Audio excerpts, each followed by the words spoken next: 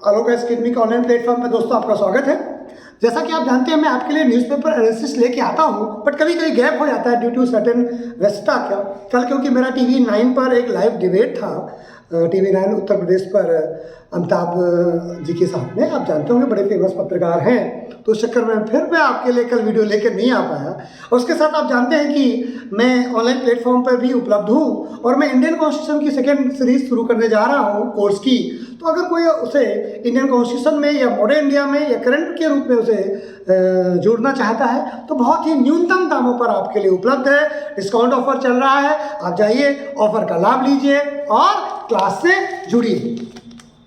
चलिए अब हम लोग करंट पे बात करते हैं। जैसा कि आप जानते हैं मैं न्यूज़पेपर एनालिसिस लेकर के ही आता हूं, तो मैं पहला जो आज घटना बताने जा रहा हूं, भारत के प्रधानमंत्री ने कहा है कि हम यूक्रेन से जो भारतीयों को फंसे भारतीयों को युद्धभूमि से निकाल के ला रहे हैं, ये भारत की बढ़ती हुई शक्ति का प्रतीक है।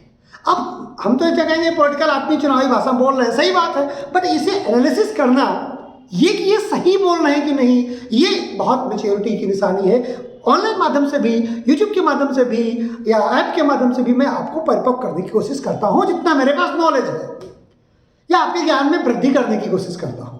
दोस्तों आप देखेंगे कि युद्धभूमि में इकलौता भारत देश है जो अपने विद्यार्थियों को या अपने नागरिकों को निकाल रहा है, और हजारों की तादाद में भारतीय नागरिक वहाँ फंसे हुए थे। और जहाँ तक मेरी जानकारी 20,000 से ज़्यादा विद्यार्थी थे, उसमें से 17,000 निकाले जा चुके हैं, जो मेरे पास जानकारी है। बहुत ऑथेंटिक है नहीं है, मुझे नहीं जानकारी है, पर जो जानकारी मुझे मिली वो मैं आपको बता रहा हूँ। बड़ी मात्रा में निकाले जा रहे हैं। 4 कैबिनेट मिनिस्टर उस युद्धग्रस्त राष्ट्र के बगल के राष्ट्रों में बाउंड्रीज के आसपास उपलब्ध हैं जो भारतीयों को निकालने में मदद कर रहे हैं। क्या ये काम अमेरिका नहीं कर सकता था? क्या ये काम इटली, जर्मनी, इंग्लैंड नहीं कर सकते थे? लेकिन उन्होंने अपने युद्धग्रस्त नागरिकों को युद्धभूमि में छोड़ दिया। और भारत जैसा विकासशील देश, जिसे हम कहते हैं कि हम गरीबी से भी जूझ रहे हैं, 130 करोड़ की पॉपुलेशन है, पर फिर भी हमने अपने विद्यार्थियों के लिए उनके साथ खड़ा होना और उनके साथ उन्हें युद्धभूमि से निकालने की पूरी सफल प्रयास किया। तो क्या भारत को नहीं करना चाहिए? कोई एहसान कर दिया है? बिल्कुल एहसान नहीं किया। मैं ये कह रहा हूं कि क्या ये बढ़ती हुई सामर्थ्य का प्रतीक है जो भारत के प्रधानमंत्री ने कहा वो सही है? तो यस, वो सही मानी जाएगी, वो सही है। ये एनालिसिस जानना जरूरी है कि कोई व्यक्ति जो कुछ कहता है, चाहे वो पॉलिटिकल व्यक्ति है, क्योंकि भारत के प्रधानमंत्री एक प्रधानमंत्री भी हैं, लेकिन वो चुनावी सभा में जब बात कहते हैं तो पॉलिटिकल भी हो जाती है। अगर ये संसद के अंदर कहते तो मैं इसमें चिंतन करने की बात ही नहीं करता, लेकिन जब वो चुनावी सभा में है तो भाजपा के नेता भी हैं। फिर दूसरी बात आती है जो न्यूज़पेपर एनालिसिस में है कि देश विदेश में है कि प्रौद्योगिकी क्षेत्र में जरूरी है आत्मनिर्भरता। आत्मनिर्भरता भारत फड़फड़ा रहा है बार बार वो कहने के लिए कि वो आत्मनिर्भर भारत उसे चाहिए। क्यों? क्योंकि अब यूक्रेन रसिया युद्ध के बाद ये बात क्लियर होती चली जा रही है कि भारत को संपूर्ण प्रभुत्व संपन्नता को अगर एंजॉय करना है तो न केवल डिफेंस सेक्टर में, 2 चीजें कहता था, आज अब तीसरी हो जाएगी कि मैं 3 कोर सेक्टर में हमें बहुत जरूरी है। पहला डिफेंस में, दूसरा एनर्जी सेक्टर, पेट्रोलियम वगैरह प्रोडक्ट्स में, और तीसरा आज भारत के प्रधानमंत्री ने जोड़ दिया है, और वो तीसरा क्या है?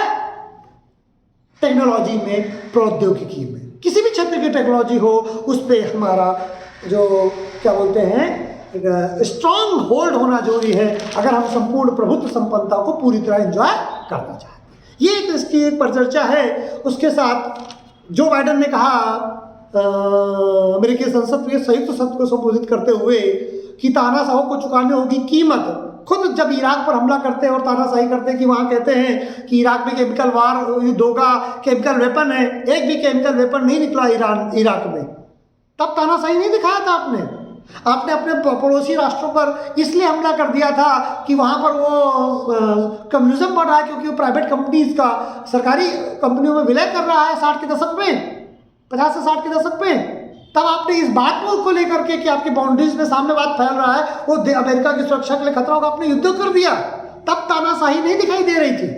आप नाटो को, अमेरिका जो और सारे राष्ट्र मिल करके बिल्कुल रसिया के बॉर्डर में लेके खड़ा कर दे रहे हैं, और वो नाटो डिक्लेयर उसका दुश्मन है, तब केवल तानाशाही दिख रही है। मैं ये बिल्कुल नहीं कह रहा कि जो रसिया ने किया है वो सही है, लेकिन जो अमेरिका और नाटो और यूरोपीय यूनियन कर रही है वो भी सही नहीं है। आपको दुनिया की महाशक्ति है रसिया भी, तो उसकी सिक्योरिटी कंसर्न को समझना पड़ेगा।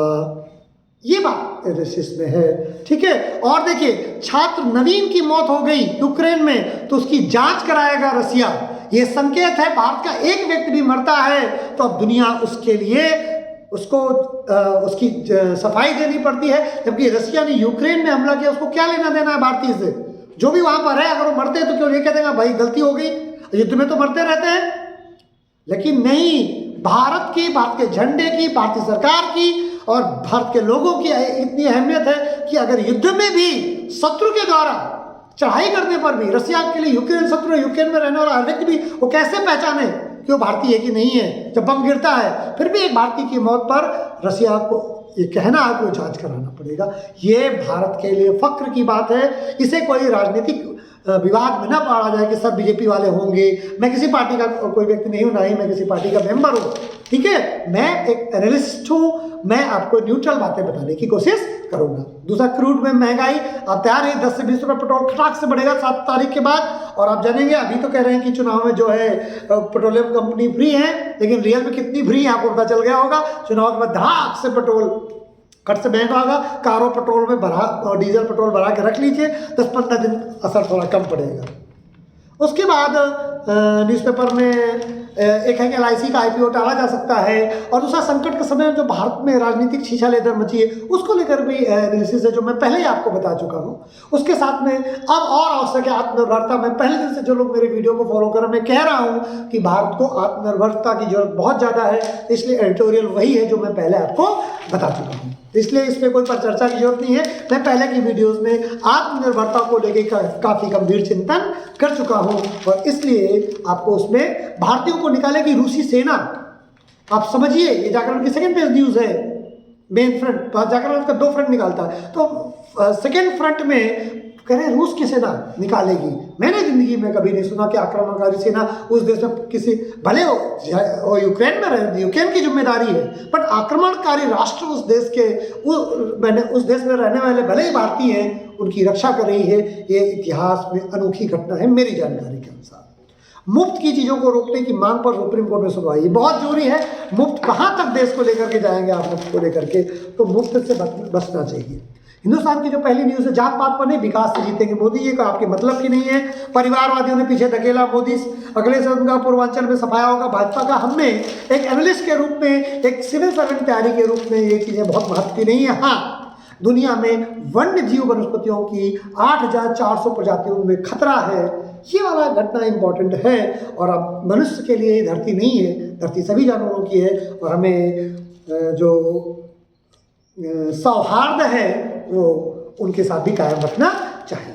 और इस तरह से और कोई खास खबर जो आपके लिए हो, लोकल न्यूज़ आपके लिए बहुत ज़्यादा काम की नहीं होती है। और फिर एकजुट हो निरपेक्ष देश, रूस ये संकेत देना चाहता कि जंग 2 देश, रूस और यूक्रेन में नहीं बल्कि 2 महाशक्ति रूस और अमेरिका के बीच लड़ी जा रही है। ठीक है, ये पर चर्चा में है। भारत को जो प्रयास है कि भारतीय वहाँ से निकले और युद्ध के समय में शांति की स्थापना रखे, ये चीज़ जो है भारत कर रहा है। पेट्रोल 20 रुपये तक हो सकता है महंगा, ये बात भी है पर चर्चा में है, न्यूज़पेपर में पहले बता चुके हैं। खेरसान पर कब्जा कर लिया रूस ने, खारकीव पर हमले तेज कर दिए हैं। ये घटना में पर चर्चा कर चुका हूँ।